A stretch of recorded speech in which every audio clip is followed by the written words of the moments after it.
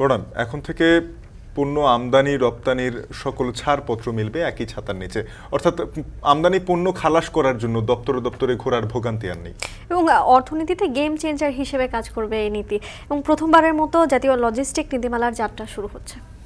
এ নিয়ে বিস্তারিত থাকছে শান্ত বাজারে। আর পুরো আয়োজনে আপনাদের সঙ্গে রয়েছে আমরা দুজন, আমি তানজিম শাফিন এবং আমি জেনিসিয়া বর্ণা।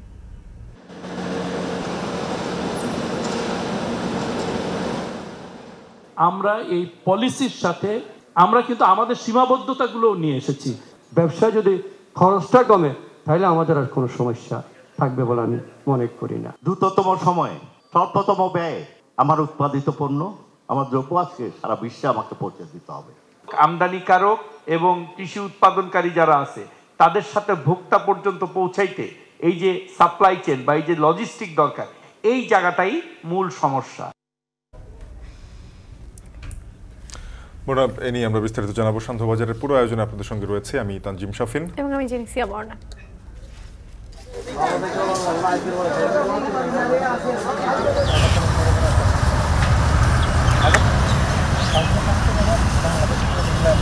কিছু কিছু লোক মজুত করে রাখে, নষ্ট হয়ে যায়, পচে যায়, তারপর দেখা যাচ্ছে মজুত করে রেখে কৃত্রিমভাবে দাম বাড়ানোর একটা চেষ্টা করে। সমলয় চাষটা হচ্ছে যে একই সাথে চাষ করে যার যার জমির অংশে সে তার ভাগটা নিয়ে নিচ্ছে। এটা একটা মডেল হিসেবে দাঁড় করাবো। বৈশ্বিক মন্দা ও যুদ্ধ পরিস্থিতির কারণেও নিত্যপণ্যের দাম বাড়ে, সেটি বিবেচনায় নিতে দেশবাসীর প্রতি আহ্বান প্রধানমন্ত্রীর। সেই সাথে কৃষি উৎপাদন বৃদ্ধি ও বাজারের সিন্ডিকেট ভাঙতে তৎপর সরকার। শান্ত বাজারে এ নিয়েও থাকছে প্রতিবেদন। তবে শুরুতেই জাতীয় লজিস্টিক নীতিমালার প্রসঙ্গে জানাতে চাই। সমন্বয়হীনতা, বিভিন্ন নীতিমালার সাংঘর্ষিক অবস্থান ও দপ্তরে দপ্তরে ছাড়পত্রের অপেক্ষায় ক্ষতিগ্রস্ত হচ্ছে আমদানি রপ্তানি বাণিজ্য। পণ্য খালাস ও সরবরাহে তৈরি হয় দীর্ঘসূত্রতা, যার প্রভাব পড়ে দামেও। এই অবস্থায় সব আইন, নীতিমালা ও সংশ্লিষ্ট দপ্তরগুলোকে এক ছাতার নিচে আনতে আনুষ্ঠানিক যাত্রা শুরু করলো জাতীয় লজিস্টিক নীতি 2024। মন্ত্রীরা বলছেন, চ্যালেঞ্জ থাকলেও দেশের অর্থনীতিতে গেম চেঞ্জার হবে এই নীতি। আরো জানাচ্ছেন বেলায়েত হোসেন। খালাসের জন্য অপেক্ষা করতে হয় আমদানি পণ্য বোঝাই কন্টেইনার। মিনিট কিংবা ঘন্টা নয়, পণ্য খালাসে সময় গুনতে হয় কয়েকদিন। চট্টগ্রাম বন্দরের এই চিত্র প্রায় দেখা যায়। সংশ্লিষ্টরা বলছেন, চট্টগ্রাম কাস্টম হাউসে আমদানি পণ্যের চালান খালাসের প্রক্রিয়া সম্পন্ন করতেই গড়ে 11 দিন 6 ঘন্টা 23 মিনিট সময় লাগে। বেনাপোলে লাগে 10 দিন 8 ঘন্টা এবং ঢাকার বন্দরে সময় লাগে 7 দিন 11 ঘন্টা। বন্দরে পণ্য আসার পর চালান পরীক্ষা নিরীক্ষা, মূল্যায়ন, শুল্ক, কর পরিশোধ এবং পণ্য খালাস করে নেওয়া পর্যন্ত বেশ কয়েকটি ধাপে নানা ধরনের নীতিগত জটিলতায় পড়তে হয়। বিভিন্ন মন্ত্রণালয় কিংবা দপ্তরের ছাড়পত্র জোগাড় করতে করতেই দিনের পর দিন বন্দরে পড়ে থাকে পণ্য বোঝাই কন্টেইনার। এতে বেড়ে যায় সময়, বেড়ে যায় পণ্যের দাম। তাই আমদানি ও রপ্তানি বাণিজ্য আরও সহজ করতে সম্প্রতি প্রথমবারের মতো জাতীয় লজিস্টিক নীতি 2024 প্রণয়ন করেছে সরকার। বৃহস্পতিবার রাজধানীর বঙ্গবন্ধু আন্তর্জাতিক সম্মেলন কেন্দ্রে অনুষ্ঠিত হয় এই নীতির অভিহিতকরণ সভা। সভায় অংশ নিয়ে সরকারের বিভিন্ন মন্ত্রীরা বলেন, দ্রুততম সময়ে কম খরচে দেশীয় উৎপাদিত পণ্য পৌঁছে দিতে হবে সারা বিশ্বে। তাই জাতীয় লজিস্টিক নীতি বাস্তবায়নের চ্যালেঞ্জকেও গুরুত্বের সঙ্গে দেখছেন তারা।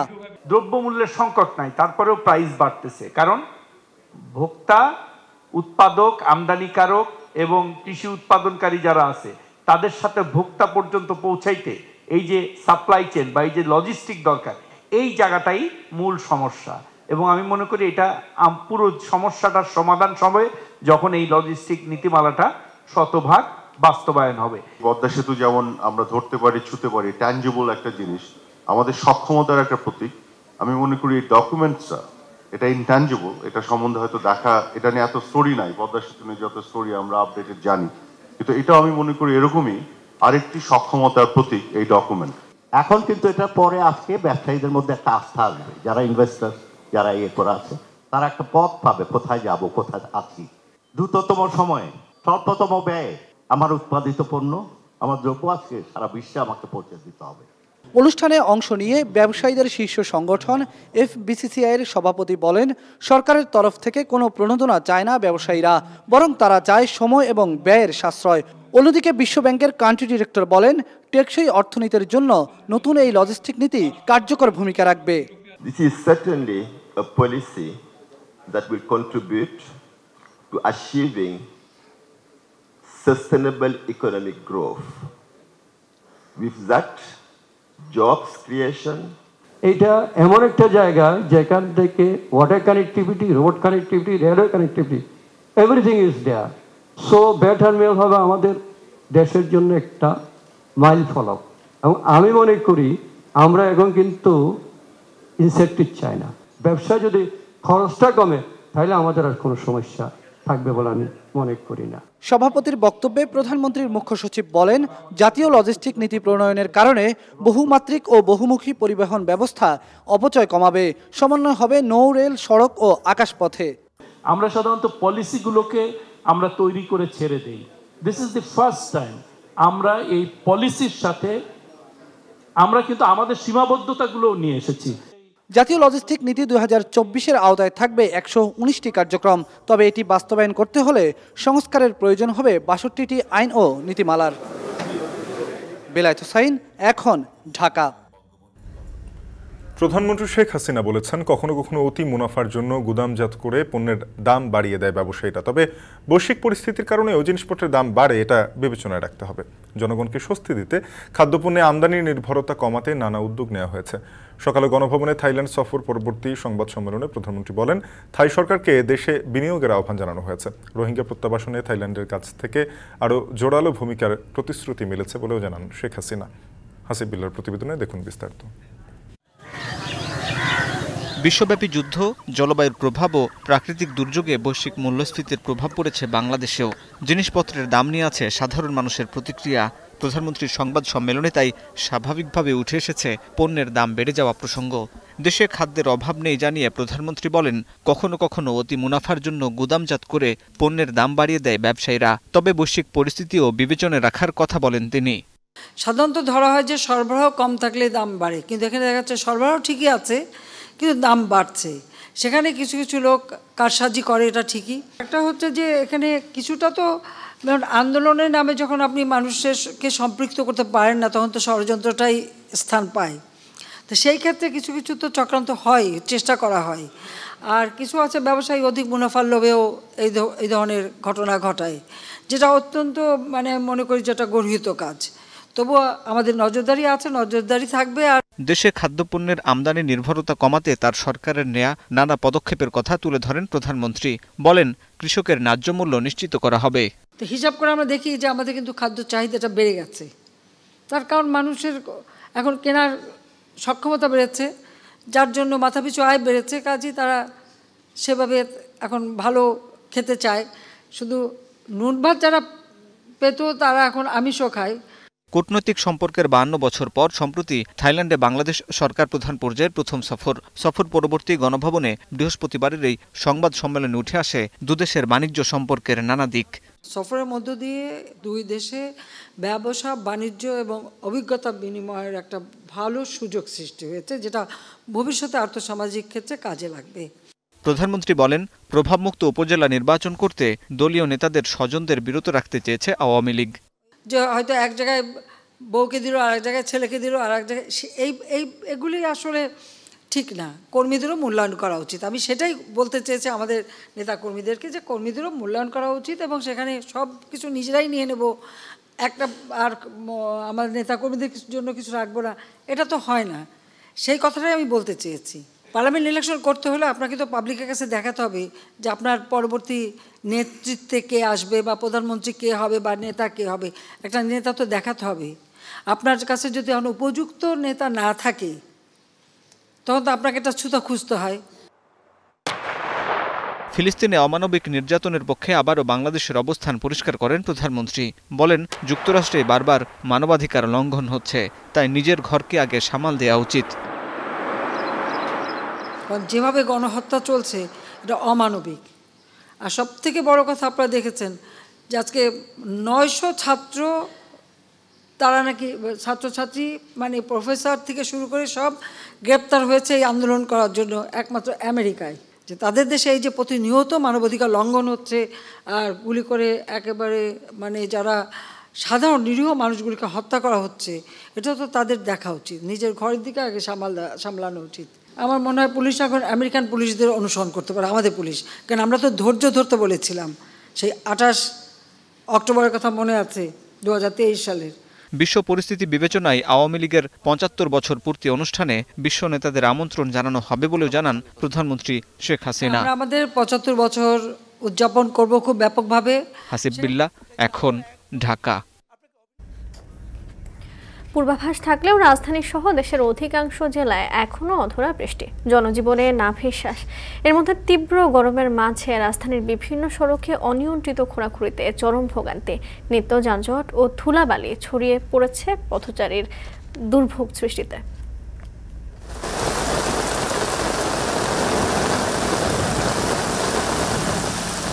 আজকে খুব আরামে বৃষ্টি হয়েছে, অনেকদিন পর বৃষ্টি হলো, অনেক ভালোই লাগতেছে। আগামী 24 ঘন্টার আবহাওয়ার পূর্বাভাসে বলা হয়েছে ময়মনসিংহ, ঢাকা এবং বরিশাল বিভাগের 2-1 জায়গায় অস্থায়ীভাবে দমকা অথবা ঝড়ো হাওয়া সহ বৃষ্টি অথবা বজ্র সহ বৃষ্টি হতে পারে।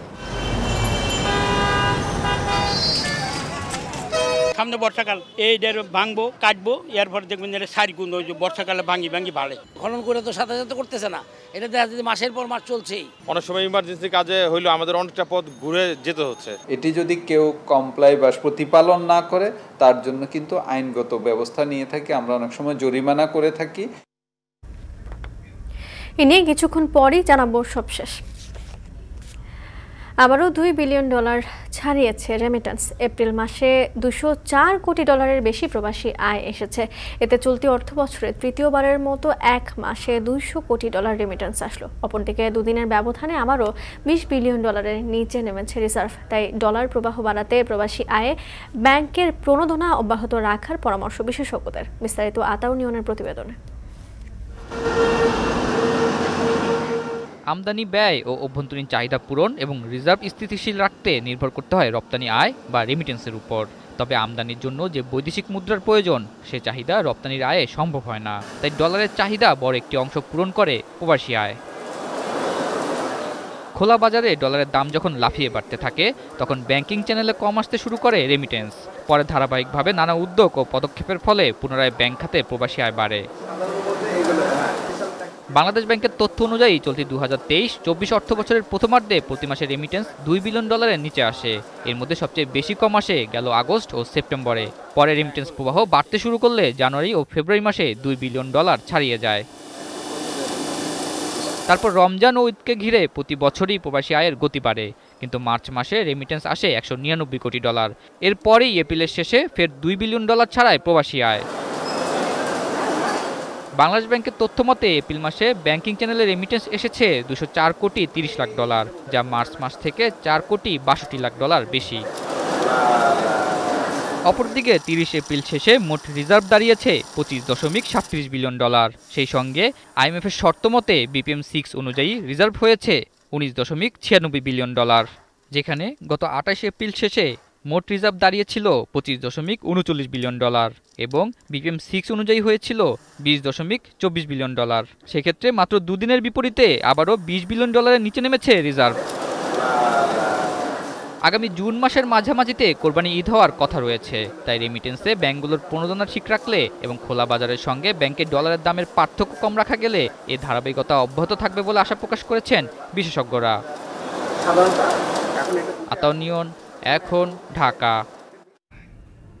খবর দেখছিলাম, মোটা প্রবাসী আয় বাড়ছে রিজার্ভ। যে প্রবাসীদের পাঠানো অর্থের উপর ভিত্তি করে দাঁড়িয়ে আছে দেশের অর্থনীতি, তাদের খবর কয়জন রাখেন?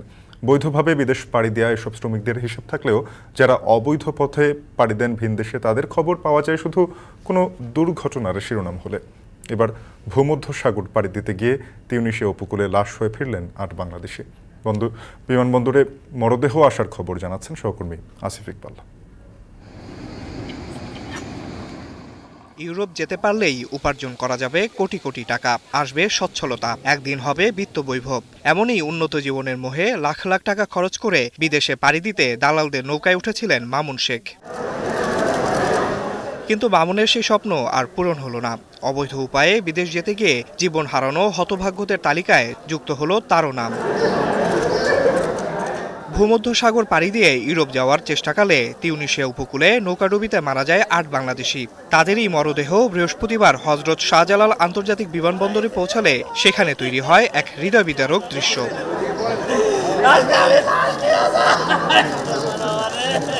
স্বজনরা জানান, অবৈধ পথে বিদেশ পাড়ি দেওয়ার ঝুঁকির কথা জেনেও দালালদের প্ররোচনায় পড়ে তাদের স্বজনরা বেছে নিয়েছিলেন এই বিপদসংকুল পথ। গ্যাস হলো যে লিবিয়া দিয়ে নিছে, কইছে ভালোভাবে পৌঁছে দেবো, মাছের ভরে দেবো, টাকা দিতে হবে 15 লাখ। এই টাকাও দিছি, তারপর তার বক্সের ভেতর হেলাইয়ে মারছে। হেরা যে উপরে উঠবে সেই সিস্টেম নাই, হেরা এইভাবে করছে যে নিচে যে 9 জন দিছে এরা না উঠতে পারে, উপরে যে কয়জন আছে তারা সবাই বাইসে আছে, কিন্তু নিচের 9 জনই মারা গেছে। কিন্তু ওর বন্ধু বান্ধব যারা ছিল তারা এইভাবে ইটালি চলে যায়, তো আর কি ওই লোক ওর ভিতরে জন্মায় যে আমিও যাবো। এবার বাসায় প্রেশার দেয়, আর বাবা মা কেউ রাজি হয় না, ভাই রাজি হয় না, তো 1.5-2 বছর ধরে অনেক জ্বালাইতেছে। তো লাস্ট আপনার ও যখন যাবে জানুয়ারির আগে আর পাসপোর্টও ফেলাই দেয় পানিতে। তো ওর মা বাবা অতিষ্ঠ তারপর দিছে, আর কেউ দেওয়ার ইচ্ছা ছিল না, নিজের ইচ্ছা দিয়ে গেছে। ঢাকা মহানগর পুলিশের বিমানবন্দর জোনের অতিরিক্ত উপপুলিশ কমিশনার তহিদুল ইসলাম জানান, 8 বাংলাদেশের মৃত্যুর ঘটনায় মানব পাচার ও হত্যা মামলা হয়েছে।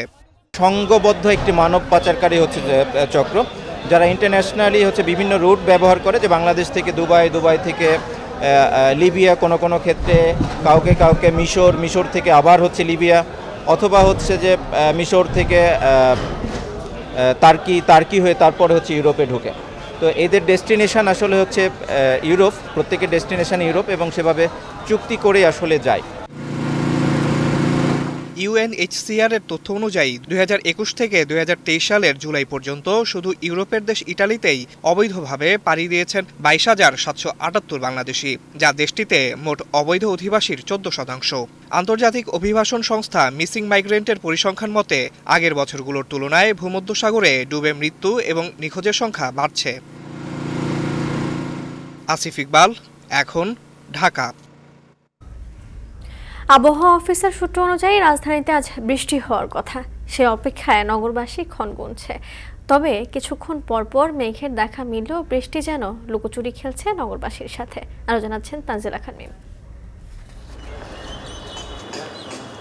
তীব্র তাপপ্রবাহ ছিল না বটে, তবে কিছুক্ষণ পরপর আকাশ মেঘলা হওয়ায় মনের কোণে সুপ্ত বাসনা ছিল বৃষ্টির দেখা হয়তো পাওয়া যাবে আজ।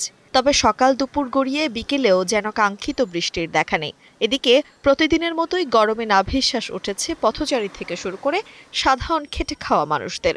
বৃষ্টিবিহীন বৈশাখী এক একটি দিন যেন পার হচ্ছে না কিছুতেই, মুক্তি মিলছে না গ্রীষ্মের এই দাবদাহ থেকে। আবার কোনো পরিবর্তন দেখতেছি না। আবার আজকে খবর শুনলাম যে তাপমাত্রা নাকি এরকম থাকবে, আরো বাড়তেও পারে, এই আর কি। ঠিক আছে, স্বস্তিতে মানে নাই, তেরকম একটা খুব কষ্টের ভিতরে আছি। বৃষ্টির জন্য তো সবসময় নামাজ পড়ে দোয়া করি, আল্লাহ যদি বৃষ্টি দেয় সবারই তো ভালো। রোদ থেকে পালিয়ে ছায়া খুঁজতে কেউ আশ্রয় নিয়েছে গাছের নিচে, কেউ আবার তৃষ্ণার্ত পথিকের তৃষ্ণা মেটাতে নিজ উদ্যোগে পথে নেমে পান করিয়েছেন শরবত। গরমে কালকে তো আমি গাড়ি বড় পাইনি, আসলে পরে গাড়ি বাই করছি।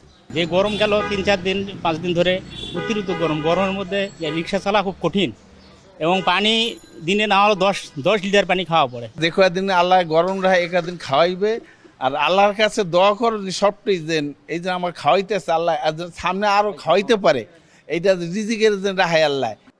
ঢাকার বাইরে বেশ কিছু অঞ্চলে বৃষ্টি হওয়ায় অন্যান্য দিনের তুলনায় বৃহস্পতিবার রাজধানীতে তাপমাত্রা ছিল কিছুটা নিম্নমুখী। আবহাওয়া অধিদপ্তর বলছে আগামী 24 ঘন্টার মধ্যেই বৃষ্টির দেখা পাবে নগরবাসী। আগামী 24 ঘন্টার আবহাওয়ার পূর্বাভাসে বলা হয়েছে চট্টগ্রাম এবং সিলেট বিভাগের কিছু জায়গায়, সেই সাথে ময়মনসিংহ, ঢাকা এবং বরিশাল বিভাগের 2-1 জায়গায় অস্থায়ীভাবে দমকা অথবা ঝড়ো হাওয়া সহ বৃষ্টি অথবা বজ্রসহ বৃষ্টি হতে পারে। আমরা আশা করছি যে আজকে ঢাকা বিভাগের ইস্টার্ন পার্টেও বৃষ্টিপাত হওয়ার সম্ভাবনা রয়েছে, এবং সেই সাথে যে এলাকাগুলোতে বৃষ্টি থাকবে, বৃষ্টি হলে এই সময় বৃষ্টিপাতের বৈশিষ্ট্যই হচ্ছে অস্থায়ীভাবে দমকা অথবা ঝড়ো হাওয়া সহ বৃষ্টি থাকবে। আবহাওয়া অফিসের সূত্র বলছে আগামী 3 থেকে 4 দিনের মধ্যেই সারা দেশ জুড়ে বজ্রসহ বৃষ্টিপাতের প্রবণতা বাড়বে এবং তাপমাত্রাও থাকবে সহনীয় পর্যায়ে। তানজিলা খান মিম, এখন, ঢাকা। পূর্বাভাস থাকলেও এখনও রাজধানীতে বৃষ্টির দেখা নেই। তবে দেশের অন্যান্য জেলায় বৃষ্টি হওয়ায় গত কয়েকদিনের তুলনায় কমেছে তাপমাত্রা। আবহাওয়ার সবশেষ জানতে চাই সহকর্মী নাইম আবির রয়েছেন ঢাকা বিশ্ববিদ্যালয় এলাকায়, তার সাথে যুক্ত হচ্ছে। আবির, জানাবেন যে আবহাওয়া অফিস তো গতকাল বলেছিল আজ দুপুরে গুড়ি গুড়ি বৃষ্টি হতে পারে, সেটা হয়নি। আবার পরবর্তীতে জানানো হয় আগামী 24 ঘন্টার মধ্যে বৃষ্টি হবে, কিন্তু এখনও সেই বৃষ্টি অধরাই থেকে গেছে। জনজীবন কতটা বিপর্যস্ত? শাফিন, আপনি নিশ্চয়ই জানেন যে অপেক্ষা করা পৃথিবীর সবথেকে কঠিন কাজগুলোর মধ্যে একটি, এবং সেটা যদি হয় বৃষ্টির অপেক্ষা তাহলে তো কোনো কথাই নেই। এই মুহূর্তে ঢাকাবাসী বোধহয় পৃথিবীর সবথেকে কঠিন কাজগুলোর মধ্যে একটি, যেটি বৃষ্টির জন্য অপেক্ষা করা, সেই কাজটি করছে। আপনি বলছিলেন যে গত 24 ঘন্টায় যে বৃষ্টি হবার মানে আজ 2 তারিখ থেকে বৃষ্টি হবার কথা ছিল, সেটি হয়নি। আবহাওয়া অফিস নতুন করে জানিয়েছে যে আগামী 24 ঘন্টার মধ্যে বৃষ্টি হবার সম্ভাবনা রয়েছে। যদিও এখনো পর্যন্ত আমরা আজ সারাদিন ঢাকার আকাশে গুড়ি গুড়ি আমরা মেঘের ঘনঘটা দেখেছি, কিন্তু মেঘের ঘনঘটা দেখলেও আবার কিছুক্ষণের মধ্যে সেই মেঘ সরেও গেছে, অর্থাৎ বৃষ্টির কোনো সম্ভাবনা এখনো পর্যন্ত আমরা দেখিনি। আর এই মুহূর্তে আমি আছি ঢাকা বিশ্ববিদ্যালয় এলাকায়। সেখানে আসলে আমরা এসে যেটা দেখতে পেয়েছি সেটা হচ্ছে সাধারণ মানুষ গত কয়েকদিনের তুলনায় আজ কিছুটা স্বস্তির কথা জানাচ্ছে। কারণ আপনি নিশ্চয়ই জানেন যে ঢাকার বাইরে অর্থাৎ চট্টগ্রাম, বান্দরবান, কক্সবাজার সহ বিভিন্ন জেলায় যেহেতু বৃষ্টি হয়েছে, সেই বৃষ্টির প্রভাব ঢাকার আবহাওয়ার উপরও পড়েছে, যার কারণে কিছুটা মানে গত 2 দিন বা গতকাল গত পরশু দিনের থেকে কিছুটা সহনীয় তাপমাত্রা যদি বলতে চাই, সেটি আসলে এই মুহূর্তে বিরাজ করছে। সন্ধ্যার পরে সেটি আরেকটু কমেছে, অর্থাৎ এবং সার্বিকভাবে যারা খেটে খাওয়া মানুষ থেকে শুরু করে সাধারণ শিক্ষার্থী, সাধারণ মানুষ, তারা সবাই কিছুটা হলেও তারা একটু স্বস্তি প্রকাশ করেছে। তবে সেই বৃষ্টির জন্য যে অপেক্ষা, সেই অপেক্ষা আসলে তারা করছে। আর একটি ব্যাপার জানিয়ে রাখি যে আবহাওয়া অফিস আরও একটি তথ্য আমাদেরকে জানিয়েছে, মে মাসে অর্থাৎ এপ্রিলে যে পরিমাণ তাপপ্রবাহ বা দাবদাহ ছিল সেটি আসলে হবে না, তবে স্বাভাবিকের থেকে তাপমাত্রা বেশি থাকবে এবং আগামী 24 ঘন্টার মধ্যে বৃষ্টিপাতের যে সম্ভাবনা সেটি তারা বলেছে। এবং এটিও বলা হয়েছে যদি আগামী 24 ঘন্টার মধ্যে বৃষ্টি না হয়, সেক্ষেত্রে 5 তারিখে বা 4 তারিখ 5 তারিখের দিকে আসলে বৃষ্টি হবার প্রবল সম্ভাবনা রয়েছে। শাফির, এই ছিল আবহাওয়ার সবশেষ তথ্য আমার কাছে। সহকর্মী নাইম আবির যুক্ত হয়েছিলেন ঢাকা বিশ্ববিদ্যালয় এলাকা হতে, জানাচ্ছিলেন রাজধানীতে বৃষ্টির দেখা নেই, জনজীবনে অপেক্ষা বাড়ছে। প্রচণ্ড গরমে অতিষ্ঠ নগরবাসী উপরি হিসেবে যুক্ত হয়েছে সড়কে সেবা সংস্থার খোঁড়াখুঁড়ি। সবচেয়ে বেশি দুর্ভোগে রাজধানীর ইত্তেফাক মোড় থেকে হানিফ ফ্লাইওভার পর্যন্ত খনন, ভাঙাচোরা সড়কের সাথে ধুলাবালিতে টিকাটুলি এলাকার সয়লাভ। সেবা সংস্থাগুলোর সমন্বয়হীনতার কারণেই সারা বছরই দুর্ভোগ বলছেন নগরবাসী। সালেহি ইবনে জসিমের ক্যামেরায় বিস্তারিত জানাচ্ছেন বাইজিৎ সাদ।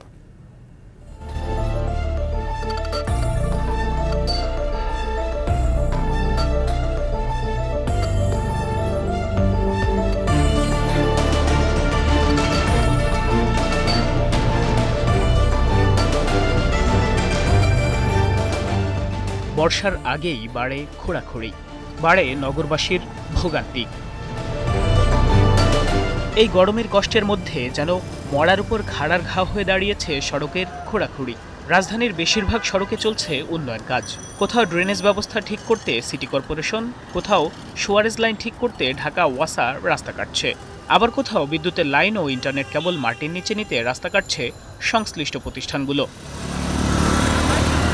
এই যেমন রাজধানী ঢাকার ব্যস্ততম ইত্তেফাক মোড় থেকে টিকাটুলি হয়ে সায়দাবাদ হানিফ ফ্লাইওভার পর্যন্ত সড়কের 2 পাশে মাটির নিচে বসানো হচ্ছে পানি, বিদ্যুৎ ও ইন্টারনেট লাইন, যে কারণে গেল এপ্রিল থেকে তীব্র তাপপ্রবাহের মাঝে এই সড়ক ব্যবহারকারীদের পোহাতে হচ্ছে অসহনীয় ভোগান্তি। রাস্তা শুরু হয়ে যাওয়ায় প্রায় সময় গুলিস্তান থেকে ছাড়া দক্ষিণাঞ্চলগামী গাড়িগুলো আটকে থাকছে এই সড়কে। প্রচণ্ড গরমের সাথে ধুলোবালিতে টিকাটলি সড়কে চলাচল করা কঠিন হয়ে পড়েছে বলে জানিয়েছেন পথচারীরা। খনন করে তো সাথে সাথে করতেছে না, এটা দেখা যাচ্ছে মাসের পর মাস চলছেই। কি হ্যারাসমেন্ট যে হচ্ছে পাবলিক, এটা আল্লাহ ছাড়া কেউ বলতে পারবে না। প্রত্যেক বছরে বর্ষাকাল আইলে রাস্তা কাটা আরম্ভ হয়, শুকনোর সময় কাটে না। দেন সামনে বর্ষাকাল, এইটার ভাঙবো কাটবো, এরপর দেখবেন সারি গুণ বর্ষাকালে ভাঙি ভাড়ে। একটু দুর্ভোগ না, দুর্ভোগের পরে এইটা ব্লক করে দেয়, আবার একটু কাটে, এইটা ব্লক করে দেয়, ওই সাইডটা কাটে, এভাবে কাটে এক সাইড ব্লক করে দেয়। এটা তো ঠিক না। রাস্তাঘাট কাটার কারণে আমরা মতিঝিল থেকে শাপলা চক্কর থেকে আসতে 5 মিনিটের রাস্তা আধা ঘন্টা লাগতেছে। বিভিন্ন প্রতিষ্ঠানের উন্নয়ন কাজের জন্য বছরের বেশিরভাগ সময় সড়কে খোঁড়াখুঁড়িতে দুর্ভোগে পড়ছেন নগরবাসী। ধুলাবালির কারণে স্বাস্থ্যের জন্য বয়ে আনছে মারাত্মক ক্ষতি। ধুলাবালির কারণে হচ্ছে দেন কি আমার এই স্বাভাবিকভাবে আমার এমনিতেই অ্যালার্জির সমস্যা, এটাতে কিন্তু আরও বেশি অসুবিধা হচ্ছে। এটা যে ইনহেল করতেছি প্রতিদিন, আপনার সাথে আপনার বেবি করতেছে, এই যে বাচ্চা কোলে নিয়ে যাচ্ছে, এই বাচ্চাটা আপনার কি মনে হয় যে ভবিষ্যতে তার ভালো স্বাস্থ্য করার জন্য এটা যে কি বিশাল অন্তরায়, এই অন্তরায়টা তো বোঝার মানে ব্যাখ্যা করার অপেক্ষা রাখে না। স্থানীয় বাসিন্দারা বলছেন সড়ক কাটাকাটি বা খোঁড়াখুড়িতে সেবা সংস্থাগুলোর সঙ্গে সমন্বয়হীনতার কারণে দীর্ঘ যানজট আর হরহামেশাই ঘটছে দুর্ঘটনা। রাস্তাঘাটে মনে করেন রিক্সায় ঘুরে আসতে হয়, মনে করেন অনেক সময় রিক্সা যদি ঢুকেও যায় অ্যাক্সিডেন্টের শিকার হয়। আসার সময় দেখা যায় গাড়ির মধ্য দিয়ে পারাপার হওয়ার সময় হচ্ছে খুবই ঝামেলা হয়ে যায়। অনেক সময় দেখা যায় যে রিক্সা পায়ের উপর দিয়ে চলে আসে। যারা সেবা দিচ্ছে তারা যদি একটা সমন্বয় করে একত্রে কাজগুলো করতে পারতো তাহলে আমরা স্বস্তিতে এখানে চলাচল করতে পারতাম। মাটির নিচ থেকে বৈদ্যুতিক তার নিতে রাস্তার দুই দিক বন্ধ করে চলছে ডিপিডিসির সড়ক খনন কাজ। যেতে পারছে না রিক্সাও, ফলে গাড়ি রেখে হেঁটে পার হতে হচ্ছে। রাস্তায় যে গাড়ি রেখে রাস্তা পার হতে হচ্ছে, এটা আমাদের জন্য খুব কষ্টকর। আমরা স্বাভাবিকভাবে যে চলাফেরা সেটা করতে পারছি না। অনেক সময় ইমার্জেন্সি কাজে হইলে আমাদের অনেকটা পথ ঘুরে যেতে হচ্ছে। গরমে একে তো আবহাওয়া অনেক খারাপ, অনেক বেশি গরম পড়তেছে, আবার এই যে রিক্সা চলাচল বন্ধ, হাঁটা অনেক কষ্টে আইতে গেছে।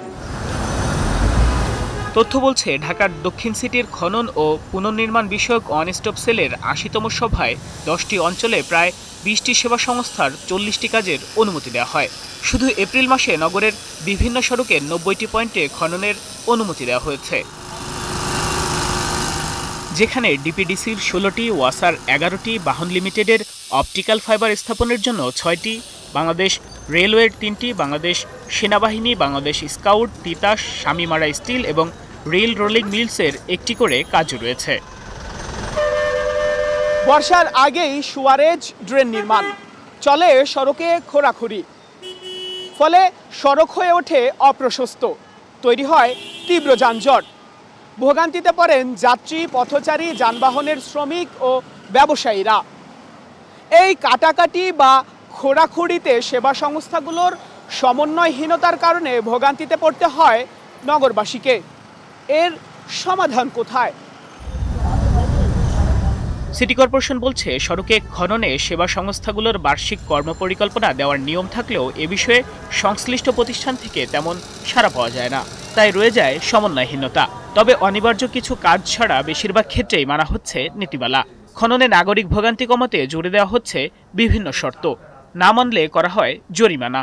উন্নয়নমূলক কর্মকাণ্ডের জন্যই কিন্তু সিটি কর্পোরেশন একটা সুনির্দিষ্ট সময়ে তাদের আবেদনের প্রেক্ষিতে বিচার বিশ্লেষণ করে কিন্তু অনুমতি দেওয়া হয়ে থাকে। তবে এই ক্ষেত্রে আমরা কিন্তু সংশ্লিষ্ট সংস্থাকে অনেকগুলো শর্ত দিয়ে দেয়। এটি যদি কেউ কমপ্লাই বা প্রতিপালন না করে তার জন্য কিন্তু আইনগত ব্যবস্থা নিয়ে থাকি, আমরা অনেক সময় জরিমানা করে থাকি।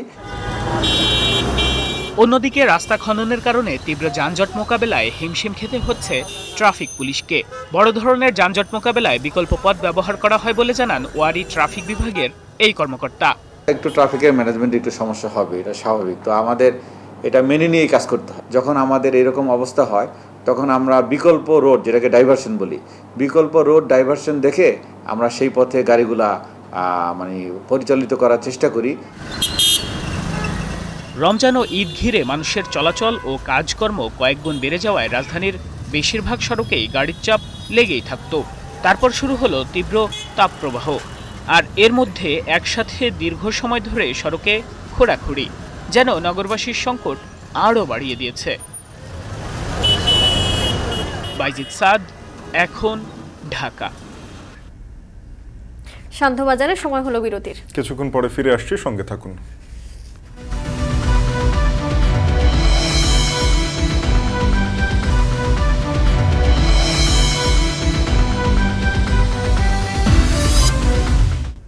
ফিরে এলাম বিরতির পর। দেখছেন শান্তবাজার। দেশের ছোট বড় মিলিয়ে হোটেল রেস্তোরাঁ প্রায় 4.5 লাখ, আর রাজধানীতে রেস্তোরাঁ প্রায় 30,000। এর মধ্যে ঢাকার 2 সিটি থেকে লাইসেন্স নিয়েছে মাত্র 2136টি। রাজধানীর 93% থেকে কোনো রাজস্ব পায় না সিটি কর্পোরেশন, অথচ এসব রেস্তোরাঁ থেকে বর্জ্য অপসারণ করতে হয় এই সিটি কর্পোরেশনকেই। শম্পা বিশ্বাসের প্রতিবেদন। রাজধানীর 2 সিটিতে প্রতিদিন গড়ে প্রায় 7,000 টন বর্জ্য তৈরি হয়, যার অর্ধেকেরও বেশি হয় ঢাকা উত্তর সিটি কর্পোরেশনে। পরিসংখ্যানে দেখা গেছে 2017-18 সালে ঢাকা উত্তর সিটিতেই বর্জ্যের পরিমাণ বেড়েছে প্রায় 22 ভাগ। বিপুল এই বর্জ্যের একটি বড় অংশ আসে রাজধানীর রেস্তোরাঁগুলো থেকে। উত্তর সিটির তথ্য বলছে, সংস্থাটি থেকে লাইসেন্স নেওয়া রেস্তোরাঁর সংখ্যা মাত্র 1105টি। অন্যদিকে দক্ষিণ সিটি থেকে লাইসেন্স নেওয়া রেস্তোরাঁর সংখ্যা 1031টি। এসব রেস্তোরাঁ থেকে নিয়মিত রাজস্ব পায় ঢাকার 2 সিটি কর্পোরেশন। অথচ রাজধানীতে মোট রেস্তোরাঁর সংখ্যা প্রায় 30,000। বাকি লাইসেন্সবিহীন রেস্তোরাঁগুলো থেকে কোনো রাজস্ব পায় না কর্তৃপক্ষ। উল্টো এসব রেস্তোরাঁয় যেসব বর্জ্য তৈরি হয় সেগুলো অপসারণ করতে হয় সিটি কর্পোরেশনকেই, যা তাদের জন্য বাড়তি চাপ তৈরি করছে। সে দোকান করলো, দোকান থেকে ময়লা ফেললো, তা ময়লাটা তো আমাকে পরিষ্কার করে দিতে হবে, কিন্তু সে কোনো ট্যাক্স দিল না।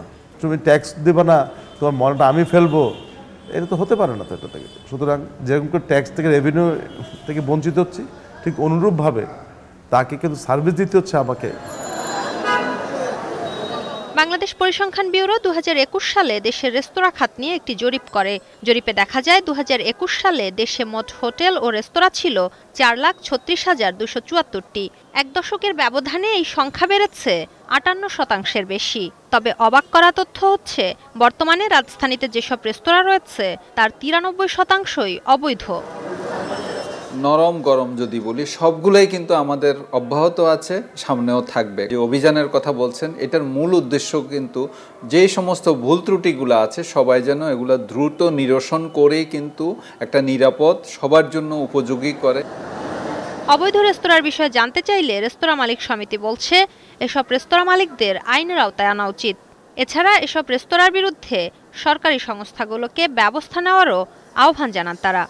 টোটাল রাজধানীতে একটা সমীক্ষা হয়েছিল, 27 থেকে 28,000 রেস্তোরাঁ আছে। ডিসি অফিসে একটা জরিপ ছিল কিছুদিন আগে, তারা 6,000 রেস্তোরাঁ ফাইন্ড আউট করেছে রাজধানীতে।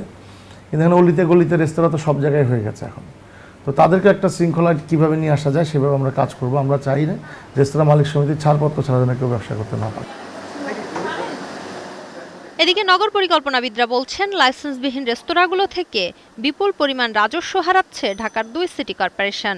শুধু তাই নয়, অনুমোদনহীন এসব রেস্তোরাঁ সিটি কর্পোরেশনের কার্যক্রমকে প্রশ্নের মুখে ফেলছে। তাই যত দ্রুত সম্ভব রেস্তোরাঁগুলোকে নীতিমালার মধ্যে নিয়ে আসতে হবে।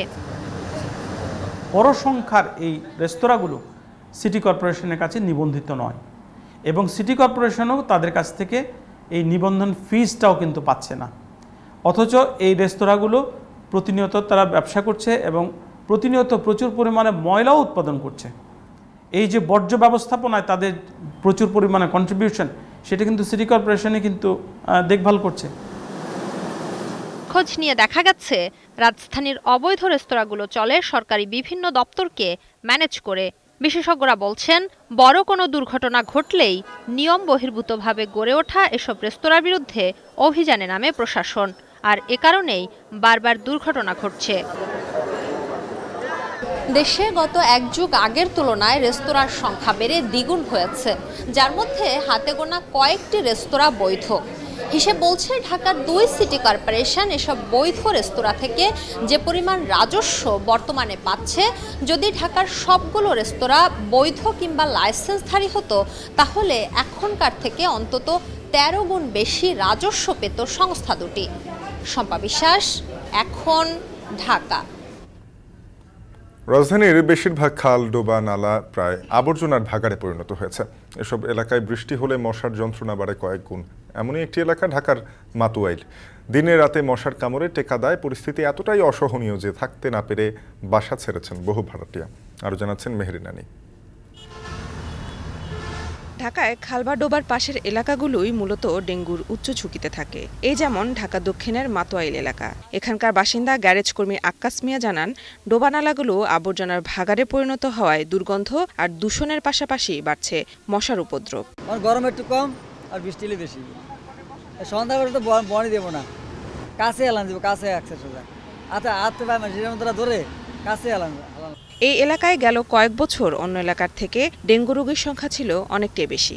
এলাকাবাসী জানায়, মশার আতঙ্কে এখানে কমেছে ভাড়াটিয়ার সংখ্যাও। বিকেল থেকে মশার উপদ্রব এতটাই বেশি যে কয়েলেও থামে না মশার দাপট।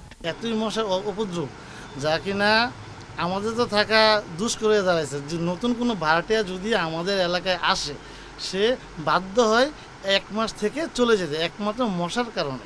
মানে এলাকাটা মশার কারণে এলাকা ছাইরা যাইতাম কই মনে চায় অনেক কি করা এই যে মরণ জীবন করে যেমন থাকি আর কি। সন্ধ্যা 5টার দিকে যদি খালি আড্ডা এই বাউলি দেন 20টা মশা হাতের মেয়ে দেব। মে থেকে সেপ্টেম্বর ডেঙ্গু মৌসুম। এ সময় বৃষ্টির কারণে নির্মাণাধীন ভবন, বাসাবাড়িতে জমে থাকা পানিতেই জন্ম নেয় এডিসের লার্ভা। দীর্ঘ 1 মাস তীব্র তাপপ্রবাহের পর বৃষ্টি ডেঙ্গু ঝুঁকি আরও বাড়াবে বলে আতঙ্কে এলাকাবাসী।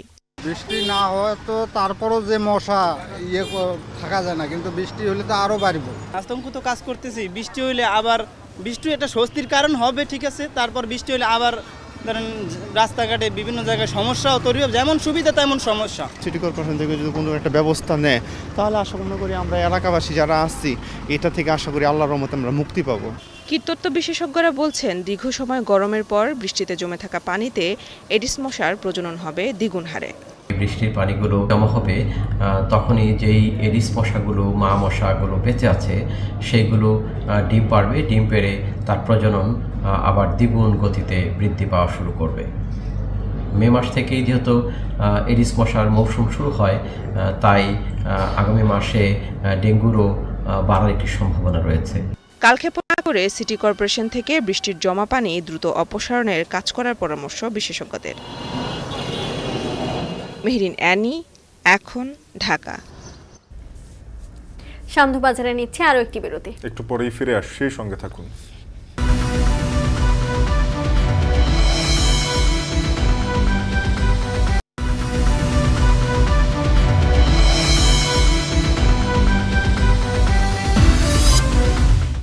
ফিরে এলাম বিরতির পর। আবারও স্বাগত সান্ধ্যবাজারে। গেল বছর দেশে র্যানসামওয়্যার ভাইরাসের আক্রমণ সবচেয়ে বেশি ছিল। এছাড়াও ডিটস ভাইরাস, ফিশিং লিঙ্ক ও প্রতারণার মাধ্যমে সাইবার জগৎ ঘিরে ক্রমাগত বাড়ছে নিরাপত্তা ঝুঁকি, যা মোকাবেলায় আধুনিক ও আর্টিফিশিয়াল ইন্টেলিজেন্স সমৃদ্ধ সিকিউরিটি আনছে কোম্পানিগুলো। আরও জানাচ্ছেন নাজমুস সাকিব। র্যানসমওয়্যার এটি এক ধরনের কম্পিউটার প্রোগ্রাম যা ব্যবহারকারীর অগোচরে কম্পিউটারে প্রবেশ করে নির্দিষ্ট ফাইল কিংবা সম্পূর্ণ সিস্টেম লক করে ফেলে। বিনিময়ে হ্যাকার গ্রুপ দাবি করে অর্থ দিতে অস্বীকৃতি জানালেই গুরুত্বপূর্ণ ফাইল কিংবা সিস্টেম নষ্ট করার হুমকি দেয় হ্যাকার গ্রুপ। বাংলাদেশেও বাড়ছে এই ভাইরাসের আক্রমণ। গত বছরের মার্চে র্যানসমওয়্যারে আক্রান্ত হয়ে কার্যত অচল হয়ে পড়ে রাষ্ট্রীয় বিমান সংস্থার ডিজিটাল কার্যক্রম। এছাড়া একই ভাইরাসের মাধ্যমে 2021 সালে সুপারশপ স্বপ্নের ডিজিটাল সিস্টেম হ্যাক করে 18 লাখ টাকা মূল্যের ডিজিটাল ভাউচার তৈরি করে অর্থ হাতিয়ে নেয় হ্যাকার গ্রুপ। র্যানসমওয়্যার ছাড়াও ডিডোস ভাইরাস, স্প্যামিং, ফিশিং লিঙ্কের মাধ্যমেও দেশে বাড়ছে সাইবার আক্রমণ। এক গবেষণায় দেখা গেছে শুধুমাত্র 2023 সালে 11.4 মিলিয়ন সাইবার অ্যাটাক হয়েছে দেশে। সাইবার স্পেসে 33.3 মিলিয়ন ঝুঁকিপূর্ণ ঘটনা শনাক্ত হয়েছে। আর দেশের হোস্টকৃত সার্ভার থেকে আক্রমণের ঘটনা 78,000 ছাড়িয়েছে। এ অবস্থায় শুধু ব্যক্তি পর্যায়ে ছাড়াও সকল প্রতিষ্ঠানে সাইবার স্পেসকে নিরাপদ করা জরুরি হয়ে পড়েছে। আর নিরাপত্তার জন্য জরুরি আধুনিক ও আর্টিফিশিয়াল ইন্টেলিজেন্স সমৃদ্ধ সিকিউরিটি প্রোডাক্ট। বৃহস্পতিবার গুলশানের এক হোটেলে ক্যাসপারস্কি নেক্সট নামে এমন এক চতুর্থ প্রজন্মের সাইবার নিরাপত্তা নিশ্চিত ব্যবস্থা উদ্বোধন করা হয়। যে কোনো সাইবার নিরাপত্তার ঝুঁকি সম্পর্কে আগেভাগে অবগত করবে এটি। Is to allow the organizations not just to detect threats but to understand the threats. That is why we talk about investigation, ability to investigate what is this threat is about, how does this threat compromise the endpoint, and this is what EDR is about.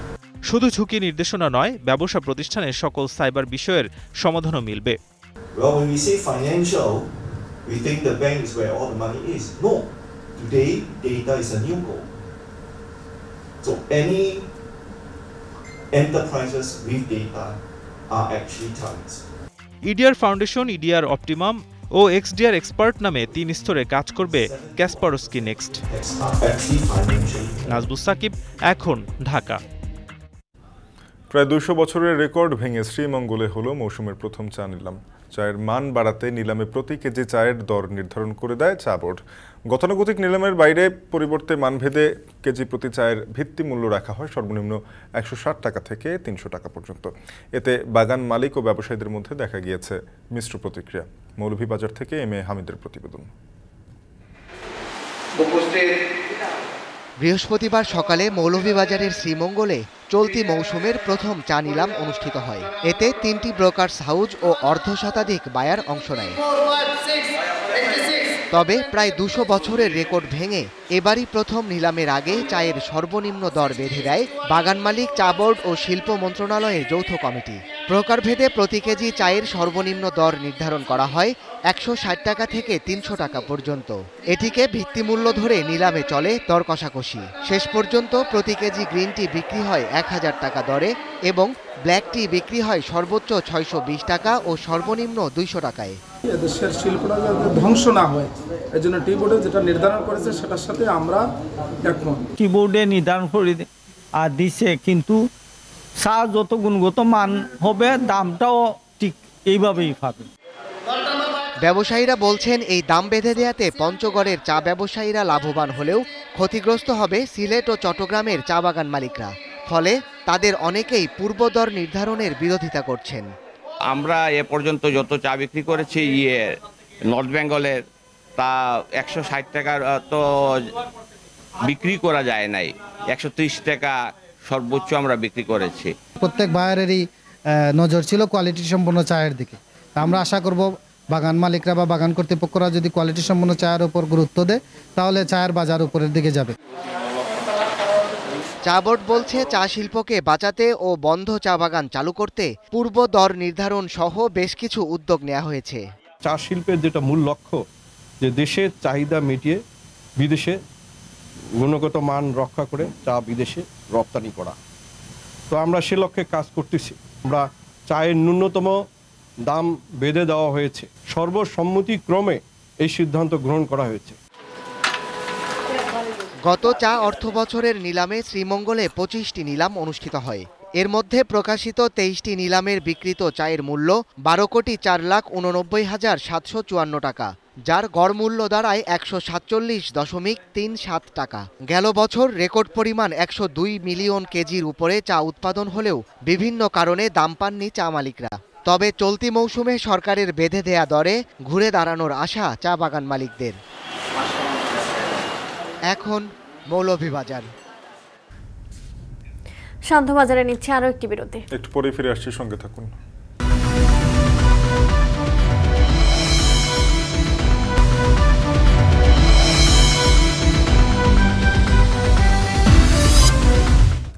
Film বিরতির পর দেখছেন শান্তবাজার। দেশের বাইরের খবর। চীনের দক্ষিণাঞ্চলে সড়ক ধসে নিহতের সংখ্যা বেড়ে দাঁড়িয়েছে কমপক্ষে 48 জনে। টানা ভারী বৃষ্টির মধ্যে চলছে উদ্ধার কাজ। স্থানীয় সময় বুধবার ভোরে ধসে পড়ে সড়কটি। বিরামহীন বৃষ্টির কারণে সড়কের প্রায় 60 ফুট দীর্ঘ একটি অংশ ধসে পড়ে বলে জানিয়েছে চীনের রাষ্ট্রীয় সংবাদ মাধ্যম। সড়কের ধ্বংসাবশেষের সাথে আছড়ে পড়েছে কমপক্ষে 23টি যানবাহন। মে মাসের ছুটি শুরুর এই সময়ে সাধারণত বেশ ব্যস্ত থাকে চীনের সড়কগুলো। দুর্যোগের পর দুদিক থেকে এই সড়কটিতে যান চলাচল বন্ধ রাখা হয়েছে। দমকল ও খনি থেকে উদ্ধার বিশেষজ্ঞ সহ প্রায় 500 জরুরি সেবা কর্মকর্তা ঘটনাস্থলে ছুটে গেছেন। এর সাথে শেষ করছি সন্ধ্যাবাজার। এখন টেলিভিশনের ওয়েবসাইট দেখতে ভিজিট করুন www.ekon.tv। ফেসবুক দেখতে ভিজিট করুন facebook.com/tv.ekon। আর ইউটিউবে দেখতে হলে ভিজিট করুন youtube.com/c/ekontv।